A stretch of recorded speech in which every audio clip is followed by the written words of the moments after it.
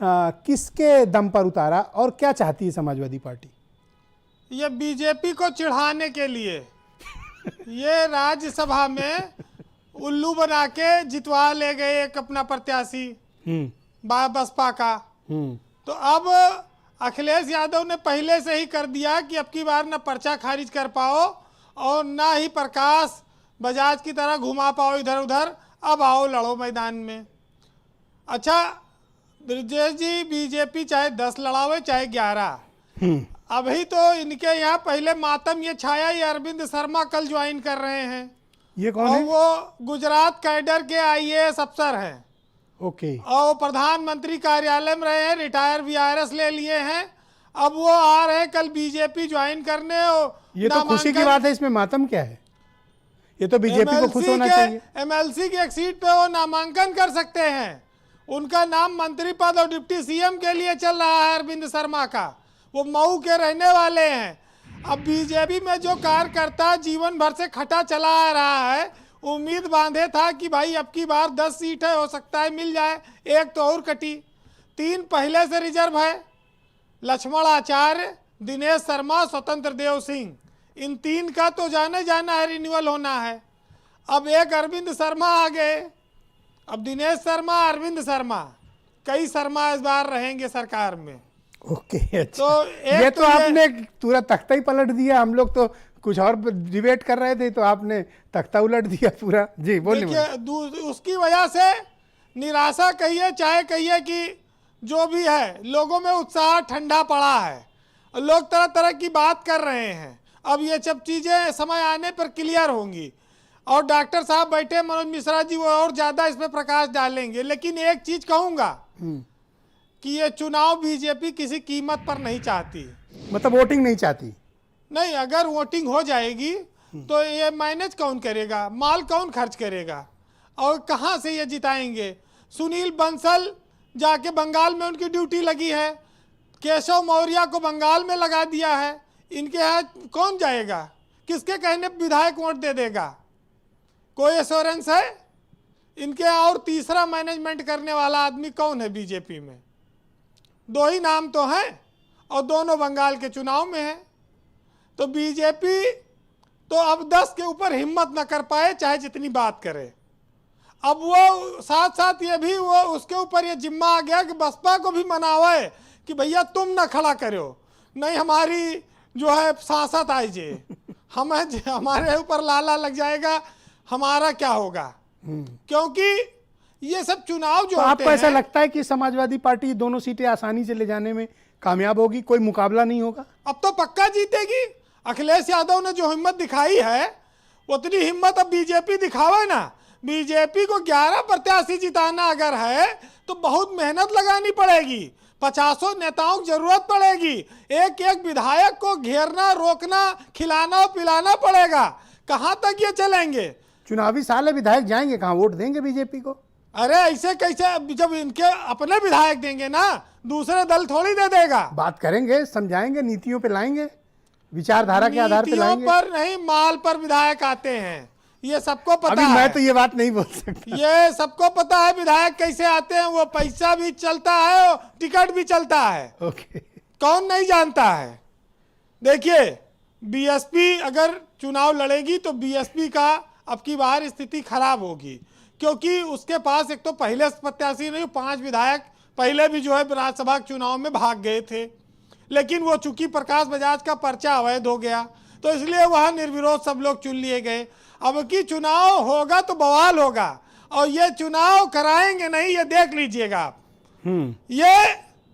आप ये देखिए, तो यह बिना पर्याप्त संख्या के भी समाजवादी पार्टी 2 सीट ले जाएगी। भाई जब दिल पर पत्थर रखकर ये अरविंद शर्मा को ज्वाइन करा रहे हैं और कल को वो पर्चा दाखिल होता है उनका, तो क्या करेंगे? ये अनुशासन के नाम पर भाजपा में कौन बोलेगा? सबको चुपचाप सहना है। आईएएस आईपीएस इस समय बीजेपी में चहेते हैं। देश में विदेश मंत्री, ऊर्जा मंत्री सब आईएएस आईपीएस की सेवा से आए हैं। अभी बृजलाल जी गए देखिए राज्यसभा में, अब फिर एक और आईएएस आ रहे हैं। बीजेपी के पास अफसरों का बहुत बड़ा फौज है और उनसे इनको बहुत मोहब्बत भी है। अब जो भाई हाँ, लेकिन पार्टी कैडर समर्पित कार्यकर्ताओं की उपेक्षा नहीं होनी चाहिए। अब ये तो देखिए, निराशा तो उनको होगी जिनका नाम कट जाएगा, जिनको नहीं मिलेगा। लेकिन अगर चुनाव हो जाएगा तो जिताएगा कौन? जब बंसल और केशव मौर्य दोनों बंगाल में लगे हैं तो जिताएगा कौन? थैली का मुंह कहां से खुलेगा? विधायक कहां से आएंगे? इस तरह के चुनाव तो प्रभाव के चुनाव होते हैं ना, पैसे के चुनाव होते हैं। अखिलेश यादव ने हिम्मत दिखाई है, इस ये चुनाव का समीकरण उन्होंने बदल दिया है। इस बात को लोग माने अब ना माने। और ये पर मायावती ने तो कहा था, आपको याद होगा, कि एमएलसी को चुनाव आने दो, सबक सिखाएंगे, जरूरत पड़ेगी बीजेपी को भी सपोर्ट कर सकते हैं, ये बोला था, आपको याद होगा। हाँ, तो सपोर्ट करें ना, जब विधायक रहेंगे तब तो। जब आंधी के आम लूट ले जाएंगे लोग तो अरे आंधी के आम नहीं हुए, मेले हैं बीरेन जी। तो कहां से जो है भाई, ये चुनाव का वक्त है। अब कोई दल बदल कर लेगा तो क्या उसकी सदस्यता जाने कोई डर है? अब 1 साल से कम चुनाव बचा है, अब लोग खुल के खेल रहे हैं। जब राज्यसभा में 5 भाग गए तो आप बताइए अब मानेंगे मायावती के विधायक? आसान नहीं है रोक पाना। मेरे पास तो देखिए सबकी बात का जवाब रहता है सिवाय आपके। नहीं, मैं तो खाली बस इतना कहता हूं कि जिस समुद्र को घमंड था कि वो पूरी दुनिया को डुबो सकता है, उस पर एक तेल की बूंद आती है और तैर के चली जाती है, समुद्र कुछ नहीं कर पाता। तो जो बहुत बड़े बड़े दावे करने वाले लोग हैं, पार्टियां हैं, उनको इन सब चीजों को देखना पड़ेगा। जी जी, कंक्लूड करें बीरेन जी। ब्रजेश जी, आज जिसका समय साथ दे रहा है, चलिए, जिसका समय साथ देता है वो बड़े बड़ों को मात देता है। अमीर के घर पे बैठा हुआ कौवा भी लोगों को मोर लगता है, और गरीब के घर का भूखा बच्चा भी लोगों को चोर लगता है। ये हमारे यहाँ साहित्यकारों ने लिखा है। सियासत पर भी ये बात लागू होती है।